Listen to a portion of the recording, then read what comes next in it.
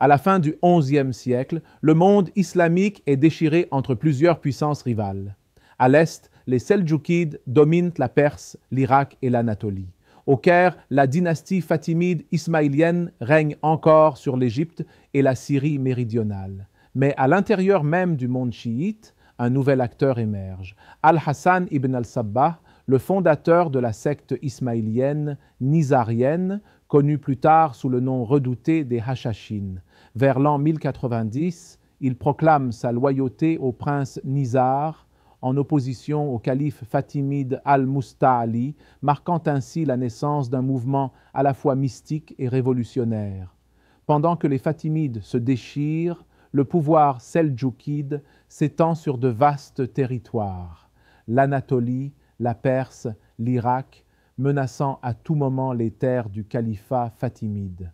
Craignant cette expansion, les Fatimides cherchent des alliances, et c'est alors qu'ils tournent leur regard vers l'Occident chrétien. À cette même époque, l'Europe occidentale traverse une profonde mutation. La papauté, après des décennies de lutte interne, aspire à l'unité et à la puissance.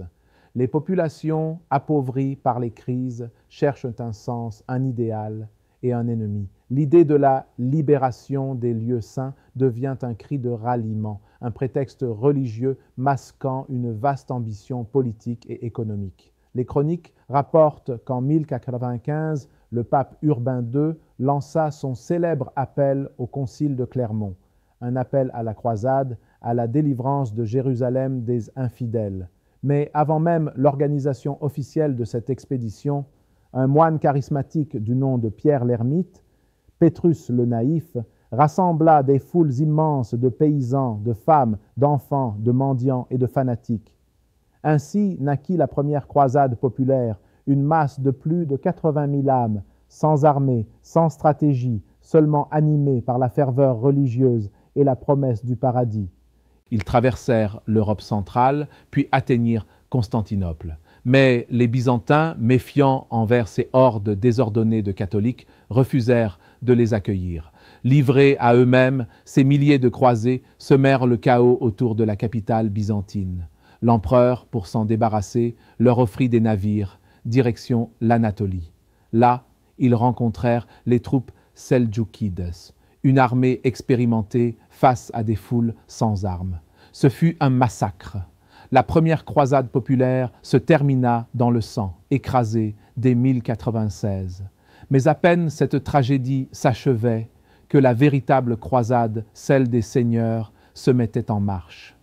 Sous l'impulsion du pape, 4 grandes armées nobles, venues de France, d'Italie, de Normandie et d'Allemagne, convergèrent vers l'Orient. En tout, près de 150 000 soldats aguerris, commandés par de puissants chefs, Godefroy de Bouillon, Raymond de Saint-Gilles, Bohémond de Tarente et Tancrède. Les Byzantins, bien que méfiants, acceptèrent de les aider à traverser le Bosphore, espérant récupérer les territoires qu'ils avaient perdus face aux Seldjoukides. La guerre s'engagea d'abord autour de Nicée, puis dans toute l'Anatolie, où les croisés remportèrent plusieurs victoires.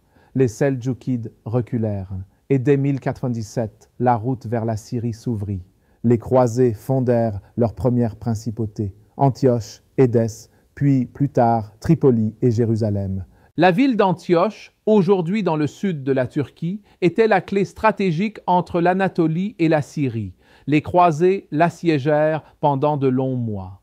Les Fatimides, de leur côté, espéraient négocier avec eux. Ils voyaient dans les croisés des alliés potentiels contre leurs rivaux seldjoukides. Ils leur envoyèrent même des émissaires pour féliciter leur victoire. Mais Antioche résista, jusqu'au jour où un traître arménien ouvrit ses portes aux croisés. La ville tomba. 3 jours plus tard, les troupes musulmanes d'Alep et de Mossoul, commandées par le général turc Kurboga, arrivèrent enfin. Mais il était trop tard. Les croisés tenaient la ville. Assiégés à leur tour, ils souffrirent de la faim au point de manger les animaux errants. Alors, un moine annonça avoir eu une vision du Christ lui indiquant l'emplacement de la lance sainte, relique supposée divine. Cette légende galvanisa les troupes chrétiennes. Elles sortirent de la ville et, dans une bataille désespérée, mirent en déroute les armées musulmanes divisées. L'unité du monde islamique s'effondra encore un peu plus. Les rivalités entre Turcs, Arabes et Fatimides empêchèrent toute coalition. Les croisés poursuivirent leur marche vers le sud. D'Antioche, ils prirent Tédès, puis se dirigèrent vers Tripoli. Les villes tombaient les unes après les autres. Tripoli, Tyr, Sidon. Les Fatimides, espérant toujours préserver leur domination, préférèrent traiter avec les croisés plutôt que de les combattre. Ils leur proposèrent un partage, le nord de la Syrie et la Palestine pour les Francs, le sud jusqu'à Jérusalem pour eux. Mais les croisés refusèrent. Pour eux, Jérusalem était le but, le symbole, la promesse. Alors, en 1099, les armées croisées atteignirent enfin les murailles de la ville sainte. Le siège de Jérusalem dura 42 jours. Les défenseurs fatimides, commandés par le gouverneur Iftikhar ad-Din, résistèrent avec courage. Mais les renforts promis ne vinrent jamais. Aucun souverain musulman n'envoya d'armée. Les Fatimides eux-mêmes restèrent inactifs, observant la chute imminente d'Al-Quds. Le 11 juillet 1099, 15 juillet selon le calendrier grégorien, après une attaque finale d'une violence inouïe, les croisés franchirent les murailles. Ce fut l'un des massacres les plus atroces de l'histoire. Dans les rues, hommes, femmes, enfants furent égorgés sans distinction. Les réfugiés qui s'étaient abrités dans la mosquée Al-Aqsa furent tous tués, près de 100 000 personnes selon les chroniques. Le sang coulait jusque dans les galeries de la mosquée. Les chroniqueurs européens eux-mêmes décrivirent l'horreur.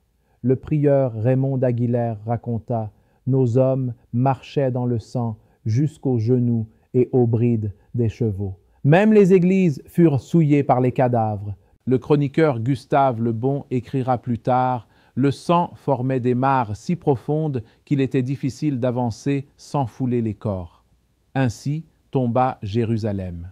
Le juge fatimide Iftikhar ad-Din se rendit, quittant la ville sous escorte, laissant derrière lui un océan de morts.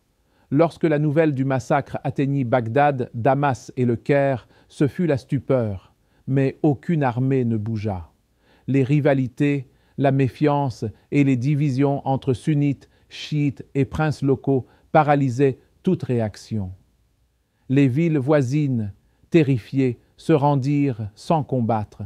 Naplouse ouvrit ses portes aux croisés, redoutant de subir le même sort que Jérusalem. L'un des poètes de l'époque écrivit « Le cœur brisé ». L'infidélité a triomphé de l'islam, les minarets se sont tus, la vérité s'est perdue et la terre s'est couverte de sang.